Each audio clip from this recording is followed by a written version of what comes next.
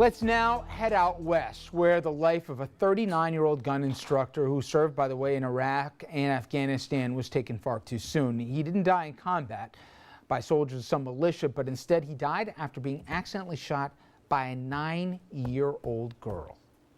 Okay, turn this leg forward. There you go, just like that. All right, go ahead and give me one shot. All right. All right, full out of... That 9-year-old girl happens to come from New Jersey, seen in this video, was firing an Uzi submachine gun, capable of firing off 10 rounds in a second.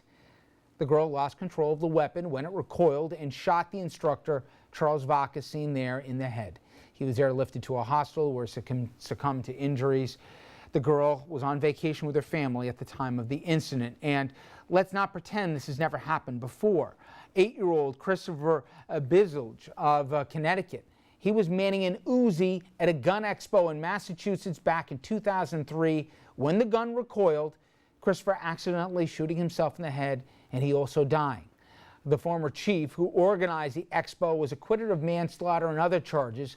A year later, Connecticut at least took action, imposing tougher gun regulations restricting access to machine guns for anyone under the age of 16. I want to bring in our panel on this. We're joined by Jim Kasouras, criminal defense attorney in Manhattan, lecturing at New York Law School, a visiting professor at the University of Birmingham in England, Doug Von Oist, founding partner of Karsten Von Oist, focusing on corporate misconduct and selected by the Legal 500 as one of the most influential trial lawyers in the nation, Dan Shore, former Yonkers Inspector General and criminal prosecutor in Westchester County and New York City, and Mayo Bartlett, attorney and former chief of the Bias Crimes Unit at the Westchester County DA's office. And an important rally coming up this week that I want to talk about later on in the program. Okay, guys, I know how it works.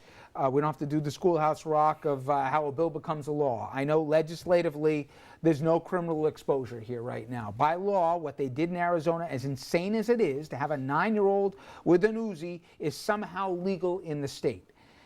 But I'm going to ask you guys, you all worked in prosecutor offices before. This isn't right.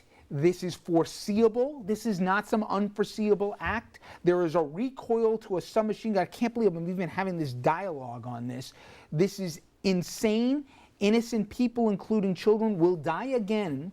So rather than counting on any political courage out of a legislative body, which I'm not going to hold my breath on, tell me what we can do criminally, and then I'll ask you, Doug, civilly here, even by political pressure, by a DA, an AG, somebody, to say this is insane. We're going to do something about it. And by the way, the waiver magically in Arizona apparently blew off in the wind that supposedly the family signed beforehand. So tell me what we can do about this or cases like this to have a chilling effect going forward. You criminalize it in a minute. How? There is no constitutional right for a 3, 4, 5, 6, or 9-year-old to possess a weapon. In this country, under federal law, you need to be 21 to buy a handgun. You need to be 18 to buy a hunting rifle. It should not be legal for a 9-year-old to possess a weapon like that. But the Arizona governor, Jan Brewer, and the legislature there in Arizona, they're much more worried about the NRA, seemingly, than what comes out of this story. And politically, who knows? Maybe even the general electorate agrees with them. My point is, I'm not going to wait on the good conscience of the people to do something about it. So criminally, is there anything that can be done, even something the AG or the DA, if they had a backbone, to scare folks into thinking twice about proprietors to do this?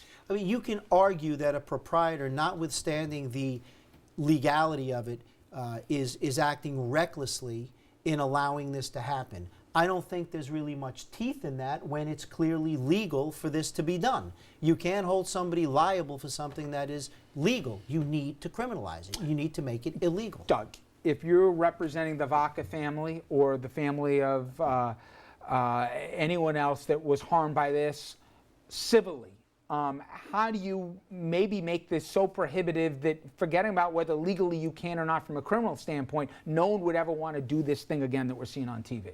Punitive damages. In a case like this, you said it before, you used the word foreseeable, and this has happened before.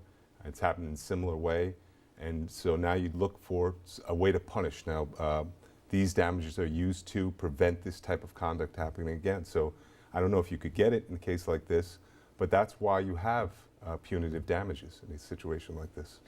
You know, we talked about this in the morning, Dan, and somebody said, well, you know, it's legal, Rich. The law is the law, and you don't get to just rewrite it every time. And I said, let me ask you, if it wasn't one person, this is highly conceivable. If 20 people died, she spun around. She said, it's too much for me, Dad, apparently. If 20 people died, are you telling me that there would be no criminal responsibility realistically? Come on, even in Arizona? Well, right now it seems ridiculous and tragic that a 9-year-old would have access to an Uzi, but the fact is it's legal there. And even if 20 people died? Well, right now, there was no illegal conduct. Unless there's some kind of criminal negligence, this is not illegal. But a lot of times, a tragedy leads to changes in the law that, although they can't undo the conduct that already happened, they could stop it or deter it from happening again. So it's about people speaking up and people trying to explain why you need to prevent. Could the Attorney General of the United States do something? Could the Justice Department do something if the state of Arizona is unwilling? The biggest thing they could do is use the bully pulpit to advocate for a change in the law so that children cannot access an Uzi and under any circumstances be able to fire it because they can't handle it.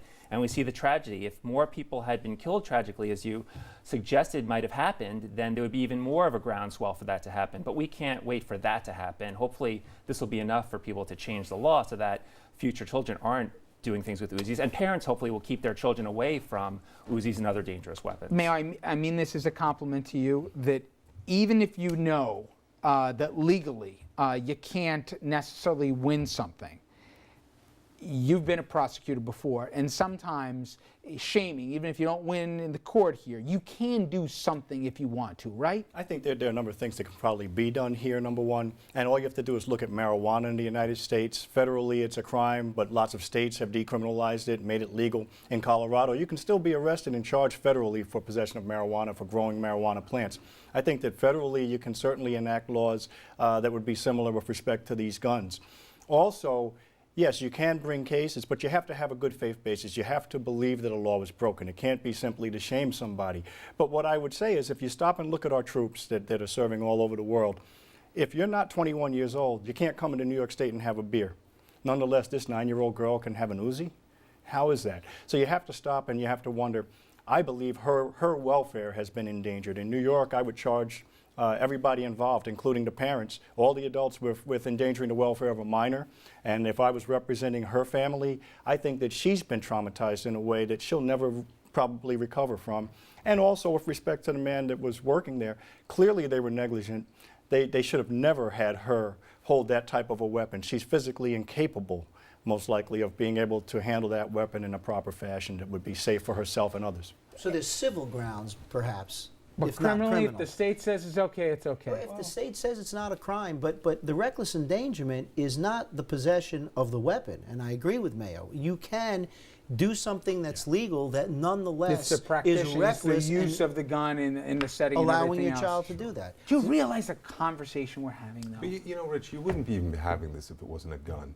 If this was a table saw, where you put a 9-year-old out there and said, all right, get out there and learn how to use a table saw, and the wheel's spinning and she cuts her hand off, we would all be saying this is insane. Everybody should be held accountable. But because it's a gun, and that has such a big issue in this country, we have a whole other dialogue that goes along with it. Yeah, but if it's a you're dangerous teaching- weapon. She shouldn't be touching it. She shouldn't be anywhere near And by it. the way, just for anyone who thinks this is a singular issue about a child with a submachine gun, in Georgia, you can have a gun in a bar, and you can consume alcohol and have said loaded gun on you in the bar. Other states, you can bring it into church, because God knows you got to have it on Sunday, right? So if you think that this is a relegated issue to a single state here on a single issue about a child, I can go chapter and verse in this. There's an insanity that we've gotten into that we kind of take and we shake our head and we say, oh, the tragedy of it all. But, you know, shame on us for permitting this as a national thing. And I'll get off my soapbox. All right, coming up next. Hundreds of female celebrities are hit by hackers who broke into their private iCloud accounts, stole nude photos of them, and then posted them online. Are the hackers the only ones responsible for the breach? I want to ask our table if people downloading this material should also be in trouble. That's what we can get into after this.